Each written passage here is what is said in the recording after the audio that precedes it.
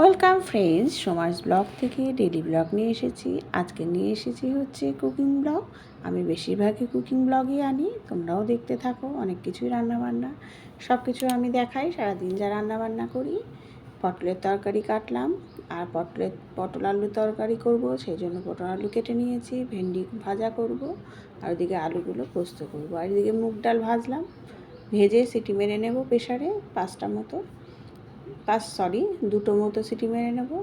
এদিকে পটল আলু তরকারিটা গোটা জিরে আর দারচিনি ফোড়ন দিয়ে বসিয়ে দিলাম, আর পটল আলুটা দিয়ে দিয়েছি ভালো করে ধুয়ে বসিয়ে। তারপরে ওর মধ্যে দিয়ে দিলাম নুন দিয়ে ঢেকে রেখে যদি বসাও তাহলে কিন্তু খুব তাড়াতাড়ি ভাজাও হয়ে যায়। দিয়ে দিচ্ছি হচ্ছে হলুদ দেওয়ার পর আমি একটু নাড়াচাড়া করেই কিন্তু আমি এটা ঢেকে রাখবো ঢাকনি দিয়ে। একটা বড় আলু পড়ে গেছিলো, তাই তুলে নিলাম, ওটা ছোটো করে কাটা হয়নি। দেখো কতটা সুন্দর ভাজা হয়ে গেছে। ভাজা হলে দেখো কতটা কমেও যায়।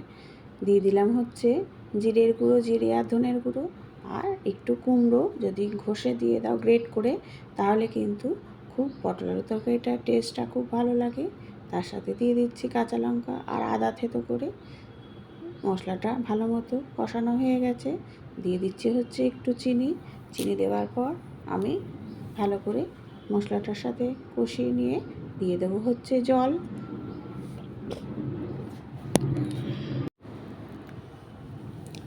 এই পটল আলু তরকারি যদি কুমড়ো দাও দারুণ টেস্ট হবে। এইভাবে একবার তোমরা করে দেখো। আর নামানোর আগে একটু এলাচ দিচ্ছি, দুটো এলাচ থেতো করে দিলাম, আর তার সাথে দিচ্ছি হচ্ছে ঘি। ব্যাস রেডি হয়ে গেল। খুব সামান্য ঘি দেবো। ময়দা ছেনে নিয়েছি, ছেনে নেওয়ার পর ভালো করে এটা আমি বেলে নিয়েছি। গোল গোল করেই পরোটা করব। গরমের মধ্যে কিন্তু বেশিক্ষণ একদমই গ্যাসের সামনে থাকা যায় না। গোল গোল করেই আমি ময়দার পরোটা করে নিচ্ছি হালকা করে তেল দিয়ে।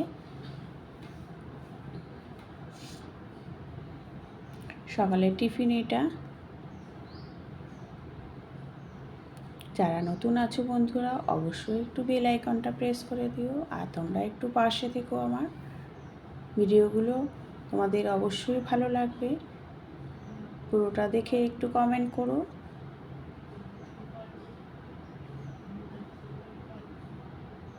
কতটা দেখো হালকা তেলে ভাজছি, একটু টাইম লাগে, কিন্তু এইভাবে ভাজবে শরীরেরও কোনো প্রবলেম হবে না। তারপরে হচ্ছে পটল আলুটা বসিয়ে রেখেছিলাম পাশে, নামানোর আগে একটু ঘি দিলাম।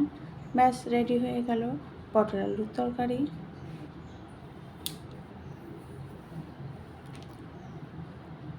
পটল আলুর তরকারিটা হয়ে যাওয়ার পর আমি গোটা জিরে আর শুকনো লঙ্কা ফোড়ন দিলাম। তার সাথে একটু আদা দিয়ে দিলাম, কারণ ডালটা আমি ফোড়ন দেব। একটু নুন হলুদ সব কিছুই তেলের মধ্যেই দিয়ে দিচ্ছি।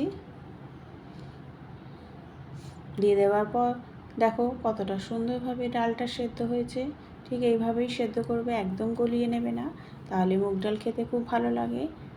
খালি কড়াইতে কিন্তু আমি একটু ভেজে নিয়েছিলাম, ভেজে নিয়ে তারপরে প্রেসারে দুটো সিটি মেরেছি। দেখো ডালটা যখন ফুটে গেছে একটু চিনি আর দুটো কাঁচা লঙ্কা থেতো করে দিলাম। আর নামানোর আগে স্লাইড ঘি দিলেই রেডি হয়ে যাবে ভাজা মুগ ডাল। তারপরে একটু আলু পোস্ত করব, যেহেতু নিরামিষ আজকে শুক্রবার, আমি আলু পোস্ত করব। আলুগুলোকে ছোটো ছোটো করে কেটে নুন দিয়ে আর স্লাইড হলুদ দিয়ে আমি ঢেকে রাখবো। ঢেকে রেখে ওইদিকে আমি পেস্ট করব হচ্ছে পোস্ত।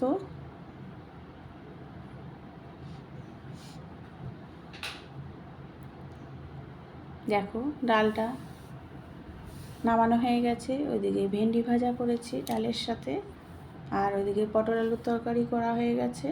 এই দিয়ে হচ্ছে বরকে খেতে দেবো। ওইদিকে কিন্তু আমি পোস্তটা বসিয়ে রেখেছি। দেখো পোস্তটা বাটবো এবার। লঙ্কা আর চালমগজ তিল আর তার সাথে পোস্ত আর কাঁচা লঙ্কা একসাথে পেস্ট করে নেব। আলুটা ভাজা হয়ে গেছে, ভাজতে ভাজতে কিন্তু পুরোটাই সেদ্ধ হয়ে গেছে। তখনই আমি পোস্তটা দিয়ে দিলাম। পোস্তটা দিয়ে একটু নাড়াচাড়া করব, খুব সামান্য পরিমাণে জল দেব।